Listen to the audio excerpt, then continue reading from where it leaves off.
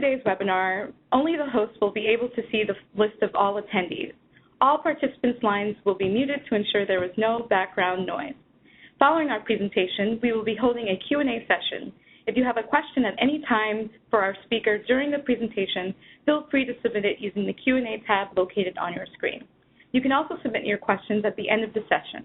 For any questions our speakers won't have time to answer today, we'll make sure to follow up with you after the event. We are recording today's webinar, and we plan to send out a follow-up email to all registrants with a link to the recording and presentation slides within the next couple of days. With that, I'd like to go ahead and introduce our speakers for today's presentation. We are joined by MarkMonitor brand protection experts, Steve Crystal and Olesia Klevchuk. Steve Crystal is Senior Director of Product Management for MarkMonitor, responsible for anti-piracy products. He has more than a decade of digital media distribution experience at companies like Sony, Google, and CBS Interactive. Steve manages MarkMonitor's P2P, web, and search delisting services. Olesia Klevchuk is a Senior Product Marketing Manager at MarkMonitor, responsible for the brand protection and anti-piracy suites of products. In her role, Olesia focuses on understanding challenges around brand protection, digital piracy, and IP abuse faced by global brands both online and in the mobile space. Olesia has over 10 years of experience working in the IT sector, helping global brands understand how technologies can improve their businesses. In more recent years, she has focused on ways online data and technologies can protect brands and intellectual property online. So with that, I'll go ahead and turn things over to Olesia to get us started. Thank you, Gina. So as Gina mentioned, today we're going to focus on the video streaming and the piracy within the video streaming channel. Our agenda for the day, I will start you off with talking through some video streaming piracy trends. We'll look at the uptake of online videos and how piracy has fallen into that. Then I'll pass on to Steve, who will take you through some challenges faced by customers and those protecting their content, and as well as some of the solutions around monitoring and enforcement against piracy in the video streaming channel. We will conclude by taking you through some best practices that you can implement when tackling video streaming piracy. So today, we see a big uptake of online videos by general consumers. It has been mainly fueled by increasing the internet speeds around the globe, as well as the availability of a broadband connection.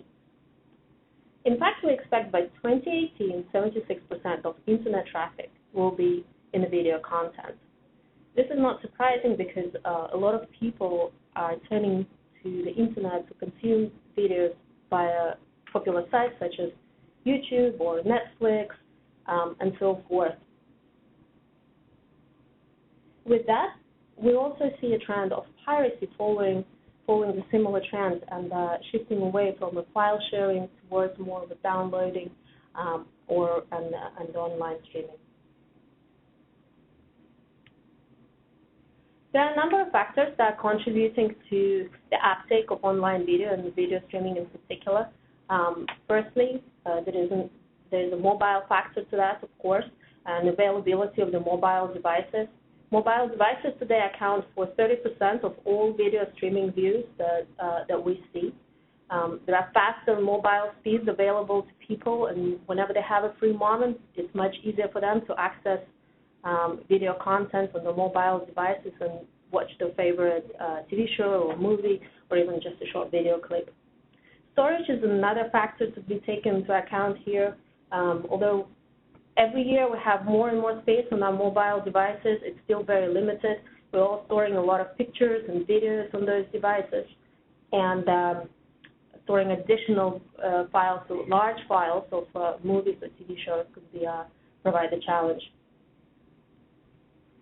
With that, there is an uptake of the popularity of streaming services that you can subscribe to, such as Hulu or Netflix. In fact, 40% of U.S. households already subscribe to those services, and this number is expected to grow in the future. It's the idea of having content available to you on any devices at any time, whenever you want to. Particularly important for live events, and sports fans are one of the groups that are really taking advantage of streaming content. 38% of sporting fans today watch live events online. They want to make sure that they don't miss any game they want to watch, and having access to that on demand is very important to them. When we look at the piracy within the video streaming landscape, we see a very similar trend as we have seen in MapTake of the online videos. What we did was we analyzed infringing video streams found online for most popular movies and TV titles. What we did find was that infringing streaming content has grown faster than any other types of content, such as content via torrent sites or other types of downloads. What we see is that the movie titles, for an average movie title, the number of infringements has grown by 269%. And TV titles have grown even more. There's 449% uptake in the number of infringements in the TV titles.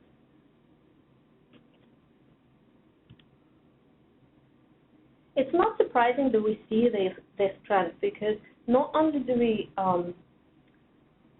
because a lot of the video streaming piracy is available on a very popular websites and very popular places on the internet.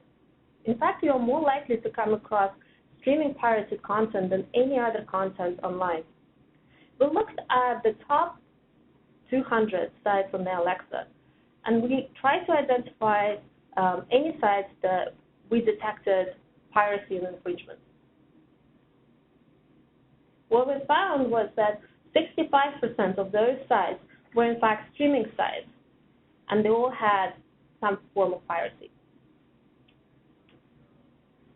Don't forget that most of the sites will probably be very popular destinations for consumers to go. You will find among top Alexa 200, you will find sites like YouTube or Google Videos, or even popular social media sites where you can upload, share, and watch a video very easily. A lot of people who will go and access those sites and watch a video, a lot of the time won't even realize that what they're watching is a pirated content. And it's not just the number of sites that we found that was very large. It was also the number of amount of infringing content. 48% of all infringing content that we found within Alexa top 200 sites were that of a streaming video.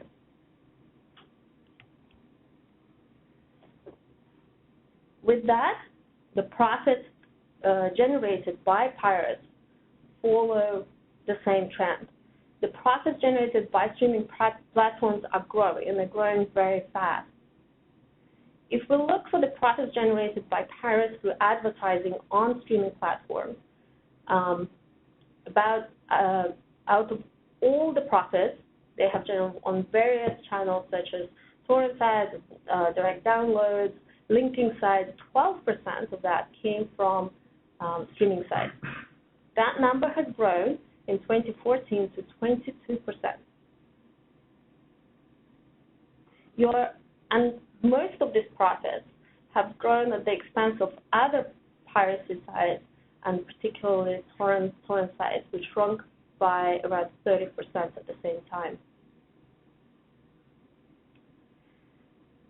Brands should really start paying attention to how and where their advertising is placed, because what we also see is that ads for premium brands are more likely to appear on a streaming site than any other site.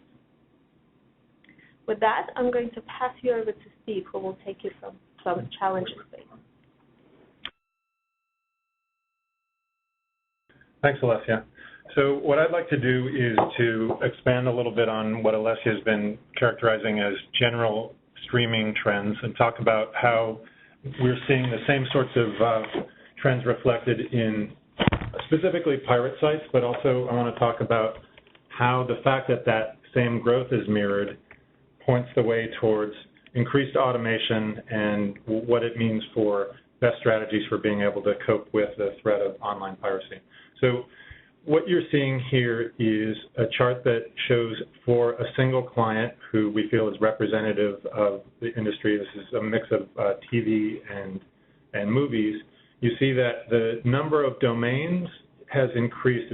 It's more than doubled in the course of the last 16 months. So this is an instance where we've excluded the Alexa 200 that Olesia described, so this is beyond that growth.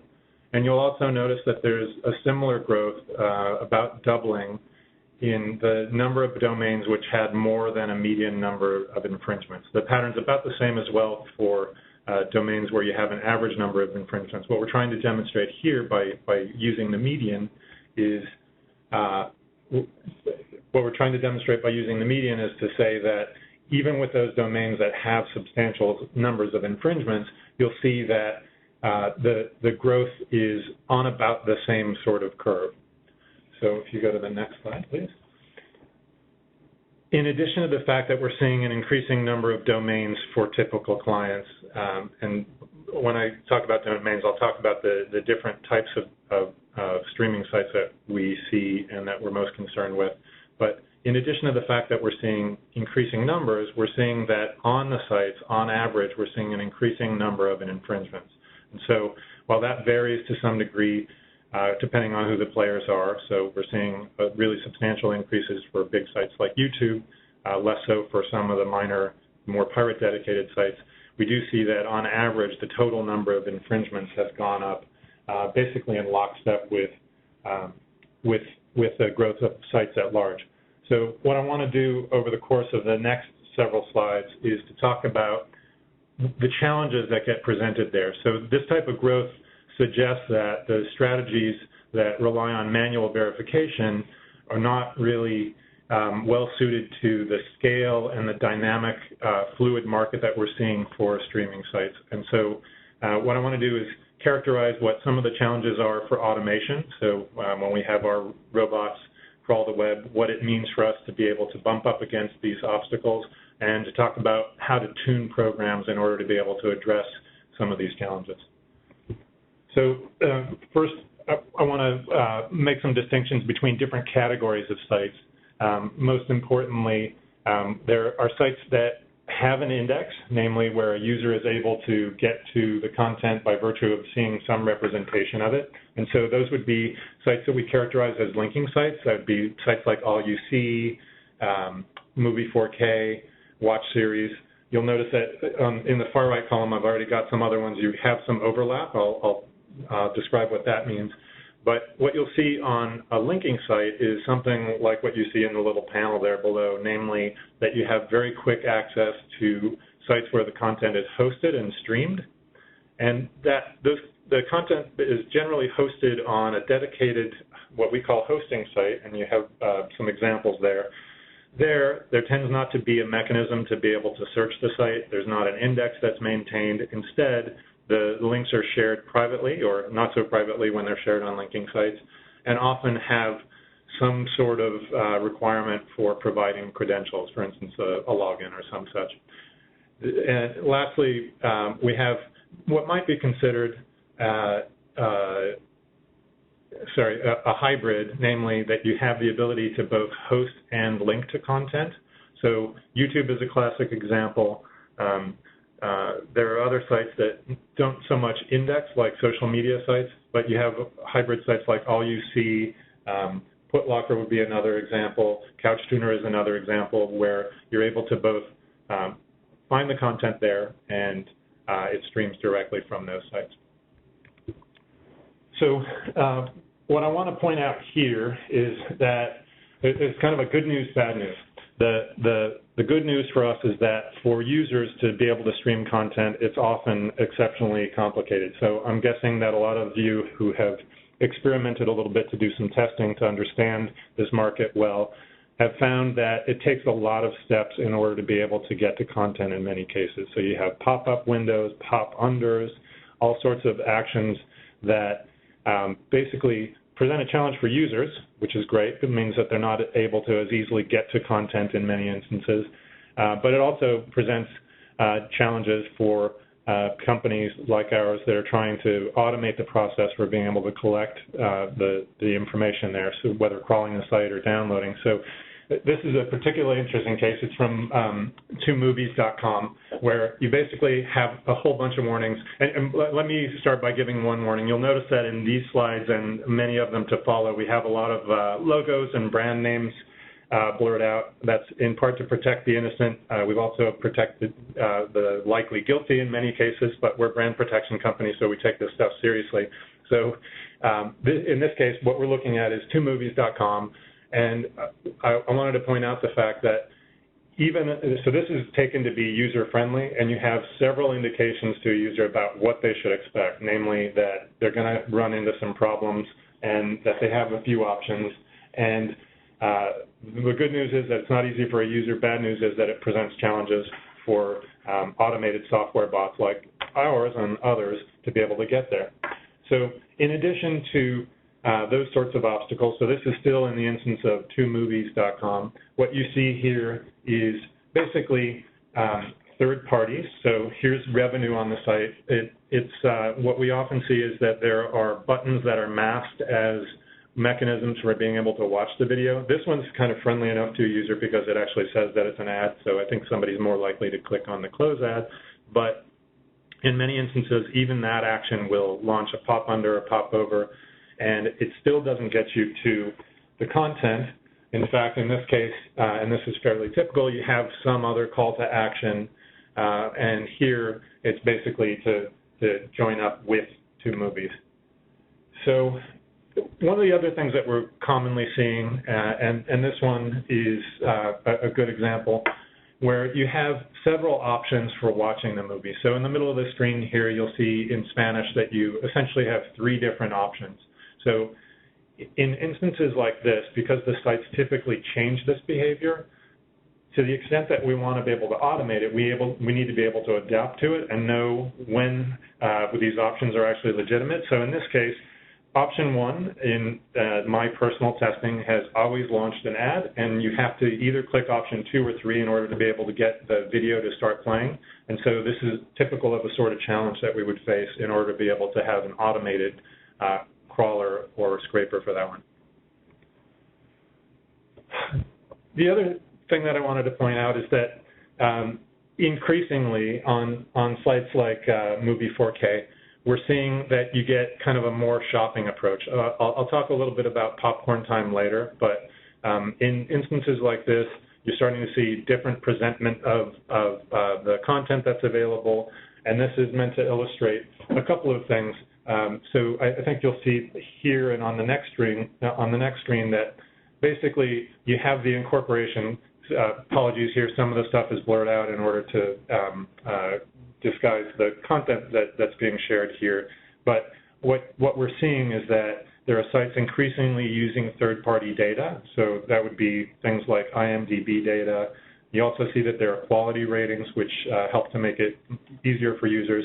And one of the things that anti-piracy vendors can do in order to adapt to this is to basically incorporate some of those third-party data sources like IMDb or Opus Day, for instance, in order to be able to tune our searching for them.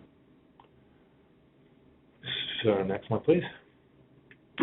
So Watch Series is a great example of a challenge for bots and for the automated collection of data because it presents a scenario that we characterize as being multiple hops. In many pages, so a user senses the same thing. You're on a page that looks like it's a detail page for a given series, and you see that what looks like a play button that gets you to something.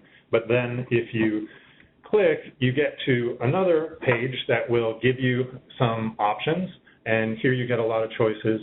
But it's not always the case that a single click will get you the same sort of behavior. So in instances like this, we need to be able to basically pursue those multiple hops.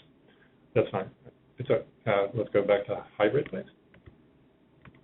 Thank you.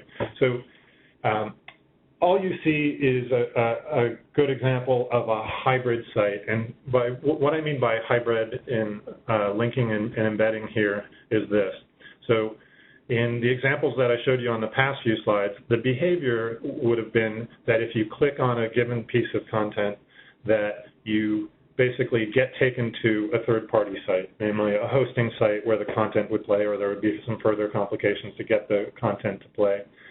But instead, all you see, and sites like it, take an approach where some of the content is hosted externally and presented externally, namely your browser looks like it's on a URL on a third-party site. But in the case of all you see, we find that the content is fairly evenly distributed between externally presented and internally presented content. So here you can see that you get plenty of options, and what I'll try to show you on the next couple slides is that the behavior differs depending on what you click. So this is clicking on one of the first links, and what you see here is basically it's taken the user to a third-party site that's a hosting site. If I were to click a different link, then instead what you would get is a different view that's like the one that you see here.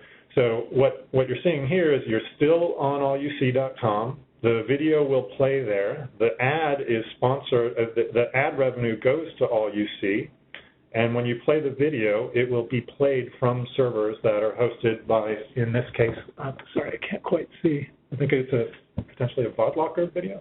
Sorry. So let's go to the next slide, please.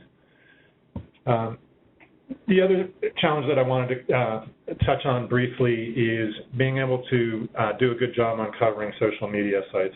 So for Facebook, we and others are, of course, limited to what is publicly available on publicly available pages, for instance.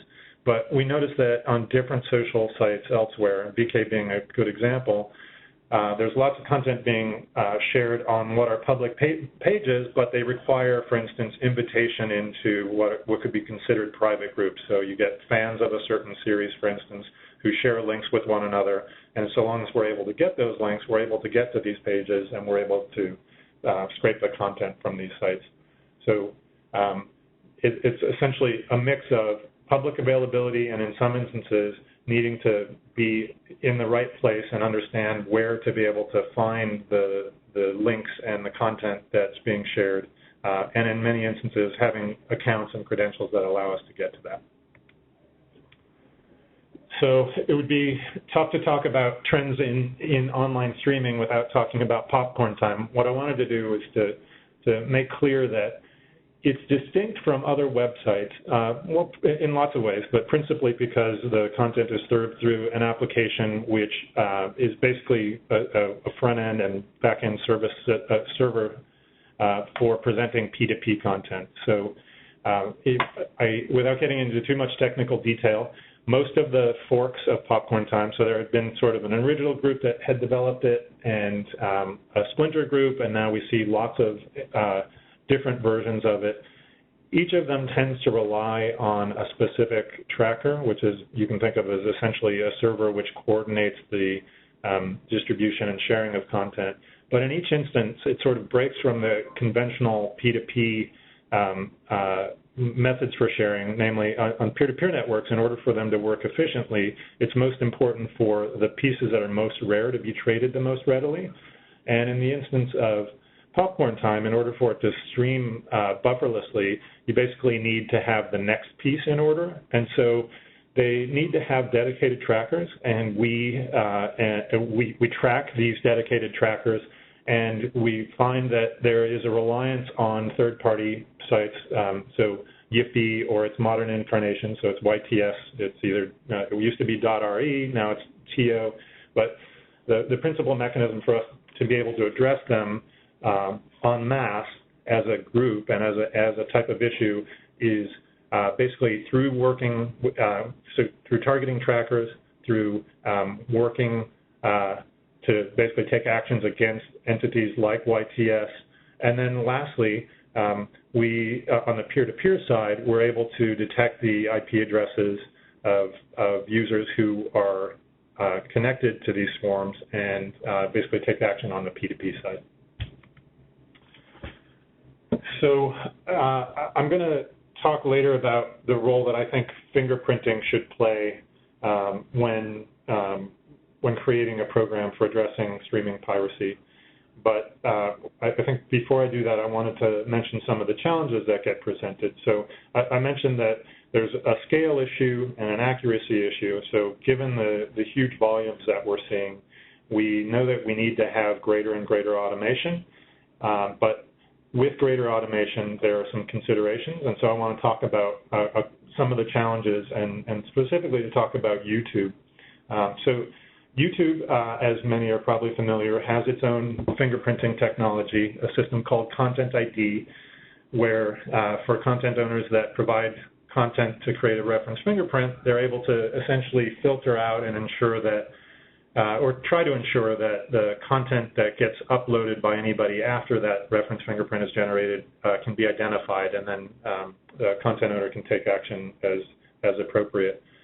But what we're finding is that it's a very handy platform for users to be able to discover ways that they can defeat, or I'll say temporarily defeat, fingerprinting technologies. And so while my own personal opinion is that all the fingerprinting technologies that are commercially available and typically in use are kind of roughly on a par with one another when it comes to accuracy of this sort, there are lots of challenges for being able to quickly adapt. So what we see is, in the case, what I'm showing here, this is a mechanism called framing that a user here has uploaded content that slipped past YouTube's Content ID system.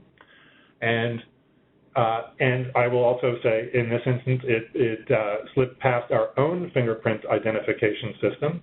But and I'll later talk about the mechanisms for being able to catch this and why we know about this and how it is that you basically have a backstop for those automated processes. But what we see here is framing where you'll notice that there are curtains and then there's kind of the theater-style seats. So by basically taking an approach like this that allows, that basically recharacterizes the video in a way that's pretty substantively changes it. In this instance, somebody was able to game the Content ID system and to be able to get it past that automated detection. Other examples are thankfully very user-unfriendly, so this is comparatively user-friendly, namely you could watch the thing. Others are to speed it up, and so the examples that I've seen that make it past fingerprinting detection tend to be too fast to actually enjoy the content. Another is mirroring, where you basically get a mirrored image of it. So think of what you see in a mirror. You have all of the images and text and so on are backwards. But the reason I mention this is because when somebody experiments with YouTube, the floodgate becomes open. So once they figure out a gap, we're seeing that users are uploading content by the dozens. And so what this means is that it's really important for vendors in general to understand, to be able to catch instances like this. So in this instance, we caught it by virtue of using different search terms and through our manual verification processes. And that's something that we would happily go into more detail on later in a different forum. But basically, it points the way to say that apart from having a highly automated system, you need to have some human analysis and follow through in these instances. In any case, when we discover things like this, we very quickly act to modify, and so our track record so far has been exceptionally good at being able to adjust to these sorts of challenges as we see them come up. Next slide, please. So this is sort of a summary of the different challenges that we face. You can say they're front end and back end. They're basically behaviors that happen either in the browser or on the back end servers that are providing the content. So they have to do with basically deceptive links where through one mechanism or another, what seems to be the link to the content changes on the fly. And so a lot of times if you're not able to, if a bot isn't able to emulate that sort of user behavior, you wind up with a dead end or something that doesn't resolve. Of course, both legitimate sites and pirate sites that are sophisticated take measures like IP blocking. You see things like CAPTCHA. not so much with tokens expiring, but all sorts of mechanisms that essentially present challenges for us, and which mean that anybody who's considering an approach to being able to deal with these streaming issues needs to basically be able to move quickly and adapt to a fast-changing landscape. So just to sum up some of the challenges that give some indication about how to best tune a program, you basically have considerations like this. So I think every single one of the sites that I just showed in the last few slides has had sister sites and has changed. Some of them have had legal actions against them that have forced them to go out of business temporarily. But what we've seen, unfortunately, is that people are able to spin up sites by the dozens is maybe an exaggeration, but they're very able to quickly get up a site and to have basically a lot of content that's very readily available. And so we're seeing a much more highly dynamic environment where we're not just seeing that sites get created more quickly, but that their popularity is pretty fluid. So that means that we're seeing that their value as targets changes, namely that the infringement volume that we're detecting on a given site is highly dynamic. And likewise, when we look at the traffic that goes to those sites, so there are lots of issues with being able to accurately calculate traffic to pirate sites, but we think that Alexa is a pretty good stand-in. And what we're seeing is that apart from the top players and what you might think of as either brand name legitimate sites or brand name pirate sites, that there's a great deal of fluidity for Alexa rank for the sites where we're seeing infringements. So what we're seeing in addition to that is a shift away from the more commonly known sites. So it's kind of weird to call a pirate site a brand name site, but we're seeing a shift away from those. And there's a really substantial exception to that, and that is YouTube. So a lot of times when we're tailoring a program, we kind of think of YouTube and all others because, of course, there's massive traffic there. There are lots of assumptions about whether a user could potentially assume that the content there is available legitimately. So when we're tailoring programs and when you think about how to create a program, a lot of times it's kind of important to give special consideration to YouTube, not just for its for the traffic that it gets, but also for the ways that it gets used. So what I want to do here is to give a high-level overview of the different components that I think are required in order to cover off well on streaming. And so this applies equally well for what we would call on-demand streaming, namely anything that's not live, and likewise for live. And I can talk a little bit about live streaming maybe in the question and answer period. So in essence, what we want to do when detecting is we want to take an approach that's like what users would take. So users typically have a couple of different behaviors. One, they have sites that they come to trust, like YouTube, or it might even be that they have become familiar with one of these more piracy-oriented streaming sites, and it might be that they go there directly. Or alternately, they use search engines. So what we do in order to find candidate infringements is we use both of those same vehicles and try as much as possible to emulate user behavior. And so that means on sites that we crawl directly, we use search terms and use search forms, or we go to the parts of the page that indicate the most popular content. In any instance, it's important for us to, and for any other vendor, to be able to cover off well on a broad range of sites. And our own approach, and one that I recommend, is to stay focused on a couple of things. One, the amount of traffic that's likely to be there, so prioritize according to Alexa rank and according to infringement volume. When it comes to verification, there are, of course, a few approaches. So fingerprinting is something that I'll get into a little bit more on the next couple of slides, but essentially, fingerprinting is a mechanism by which you create a digital fingerprint which is robust enough to undergo changes, namely that you can do some cropping, you can change the quality, you can have different audio, you can overlay subtitles, and on the basis of a match to an original fingerprint, identify it as being you can identify it as being a match, and then what's generally required is some flexibility with regard to how you treat what has been discovered as a match. And so I'm guessing that people will have questions about how that works, but essentially I think it's important to have a component of the program be automated to the extent that it can, where there is a match that meets certain criteria. You might decide to, in every instance, send a notice. But in other instances, it's important to recognize that it's good to have an analyst interact with it in order to be able to sometimes make judgment calls or to have a sense about whether the types of infringements that we're typically seeing on a site do count as being enforcement worthy.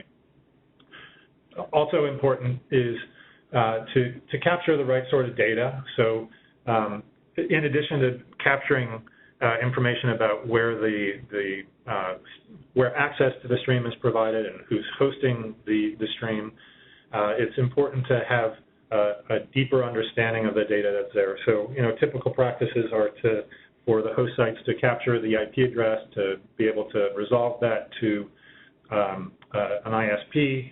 But one of the things that I think is also useful is to have a clear view of the servers that are actually serving the content. So as distinct from the host site, this is actually the edge servers that are serving the video. So it's important to maintain all of that evidence in order to get the right level of compliance. So where you're able to collect more data to indicate more touch points, whether it's more ISPs that are serving the video, et cetera, you're able to make a better case and to basically improve compliance rates.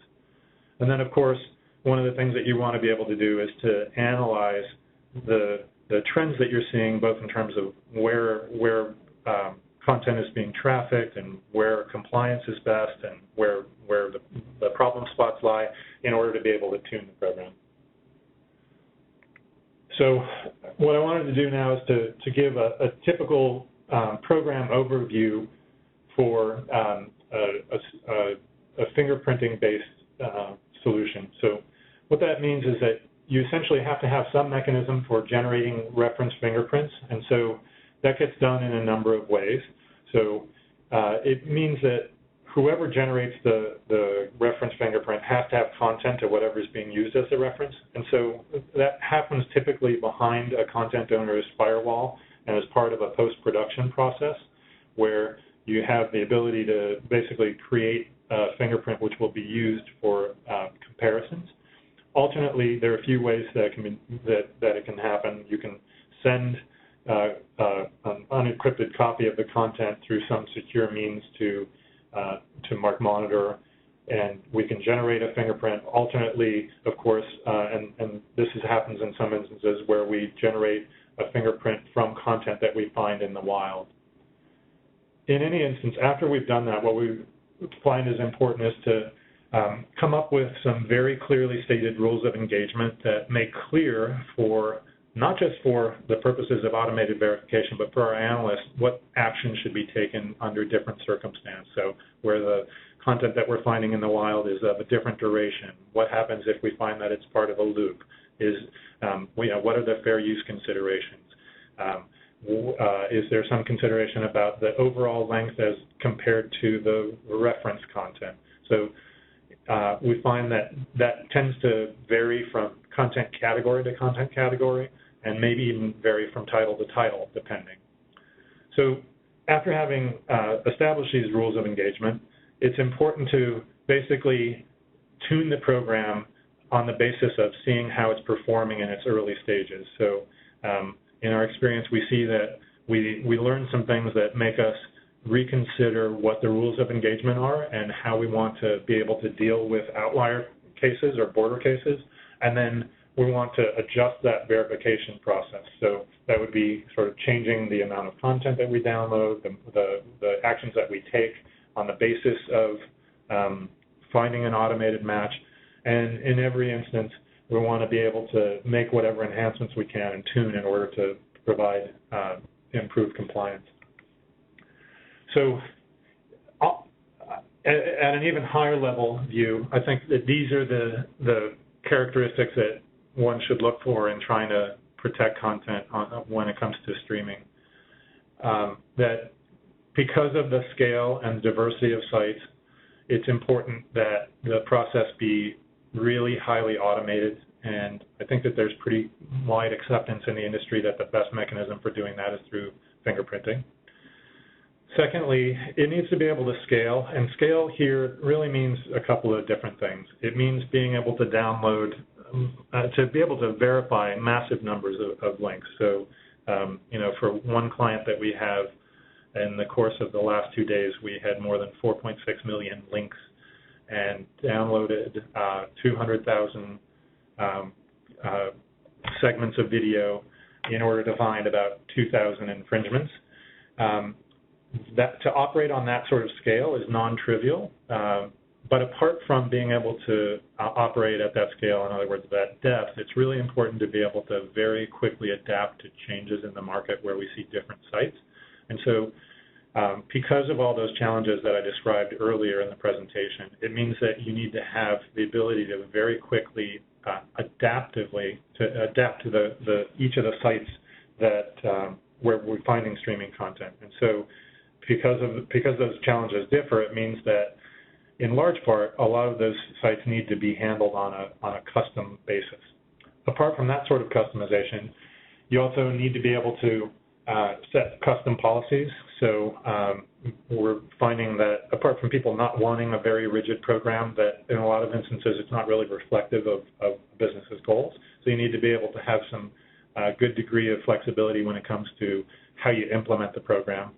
And then, of course, you want to be able to be comprehensive. And so, of course, you know, every company that's trying to do their job well is trying to stay focused on the ones that are most globally important. But what we're finding is that there are lots of instances where there are sites that kind of don't make global mention. They don't have huge Alexa ratings, but they can be hugely important to a client who's got a specific title or a specific problem in a certain region. And so you want to make sure that you're able to cover off there as well. And then lastly, when you're collecting data there, you want to make sure that you're collecting the right sort of evidence so that you can analyze it properly, but also get improved compliance. But I would say that on a whole, that those are kind of the high-level goals that I would recommend looking for in an enforcement program.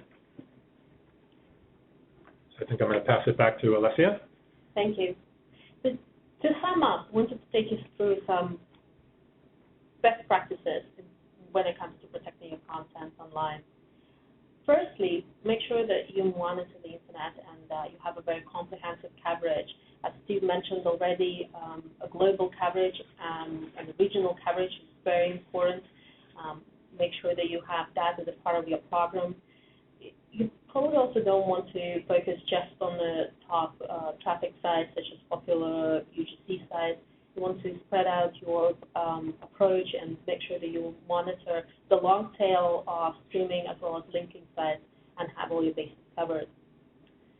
You also need to be prepared for any new piracy channels that might come up, and Steve again covered a few instances of YouTube where we saw the ingenuity of pirates with framing and speeding, trying to avoid detection and verification of by technologies. So you need to be very quick in adapting to those changes, as well as adapting to any change that happen in the market as a whole. With the popularity of online videos, there's a lot of streaming technologies that provide additional challenges and can impact piracy. In particular, development and introduction of live streaming apps could make an impact on availability of piracy content online. Make sure all those new technologies and all those new trends that we see are part of your monitoring and detection program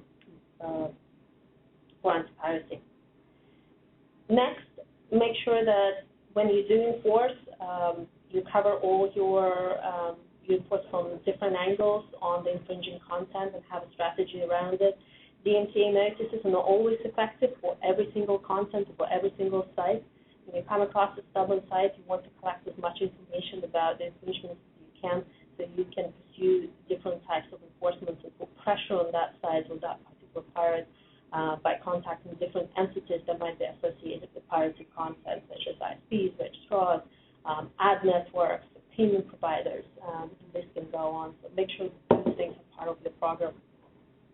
It there's a lot of data that you will be collecting, and it's very helpful for you to, improve the compliance rate, to learn about those infringements, to see how best to tackle them, to introduce it and improve your anti-piracy program as whole.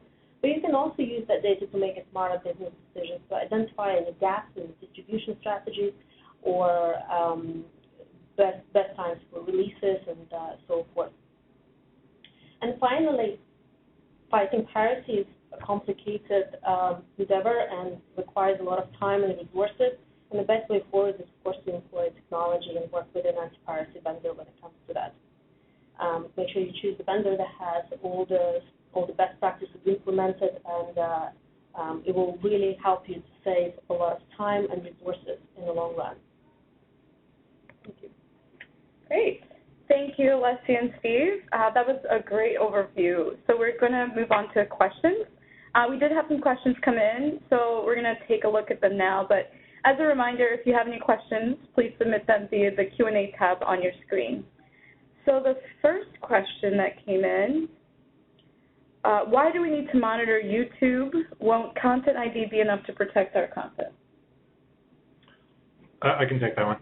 So the answer is because we see that there are lots of instances when content slips by the Content ID system, and so those aren't just instances where people are gaming the system like the framing example that I gave. Instead, there are circumstances that a lot of times have to do with the flow of content from content owners to YouTube and the timing. So this is particularly true of episodic TV. We see that there are gaps where it tends to, from my perspective, it looks as though they have to do with the timing at which the reference content was uploaded as compared to the pirated content. And so because of the massive scale that YouTube operates at, they basically have policies that allow them to re-review all content that had been previously uploaded. But in many instances, they don't get back to that for weeks, and we've even seen it taking more than a couple of months in some cases. So we kind of have a couple of things there. So on the one hand, we're ourselves creating and matching fingerprints in order to be able to make those detections, but we're also, as I described before, taking steps to be able to identify the content that made it around that type of fingerprinting. So I would say it's a complement. Content ID tends to work very well, but there are lots of instances where it doesn't. Great. So the next question we had come in, how do you suggest, excuse me, hold on, let me take a look at, okay, how responsive or cooperative is the hosting site or ISP to help us shutting down the infringing site?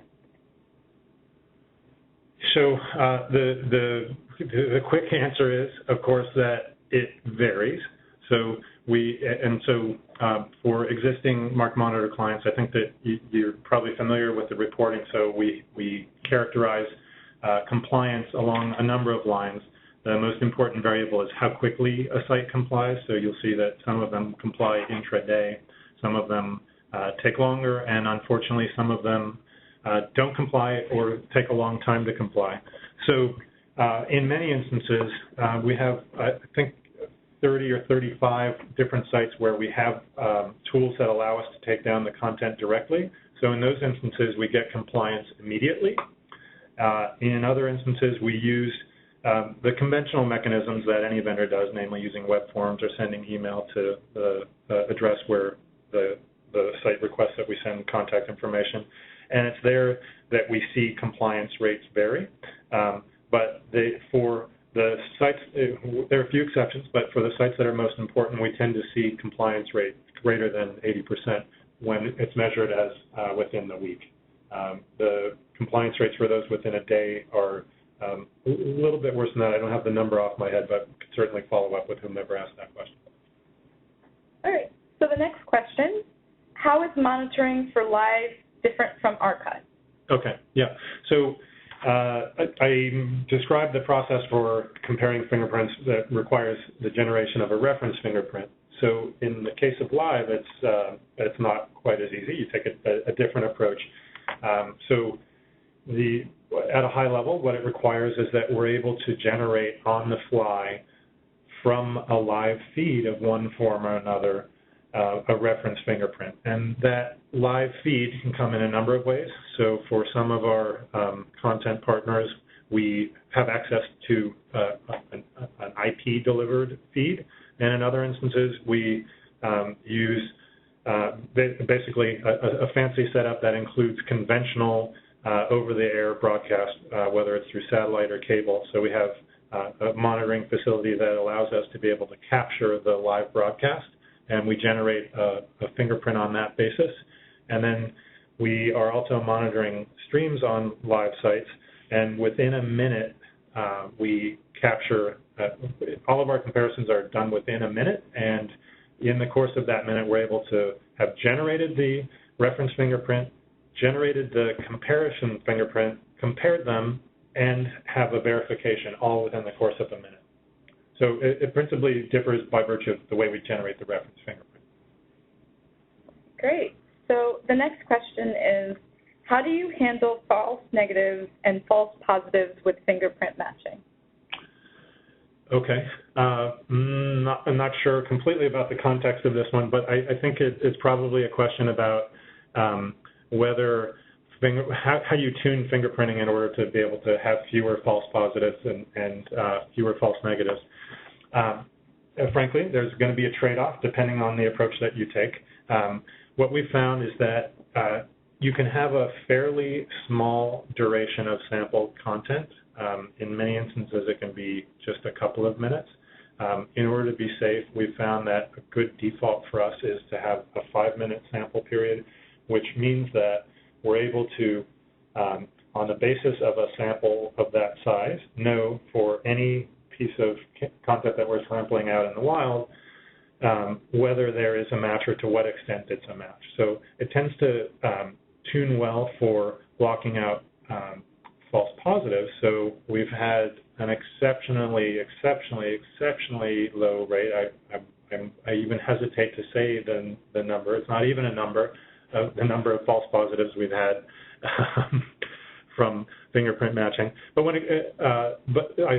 false positives. But when it comes to false negatives, there of course the risk that by taking a sample in any segment of the video, that you have the chance that you may be missing it. So it might be, let's say, in a video that's got a review or somebody's made a compilation that's based on talent, and there's a piece of content that is big enough that a content owner would send a notice on it.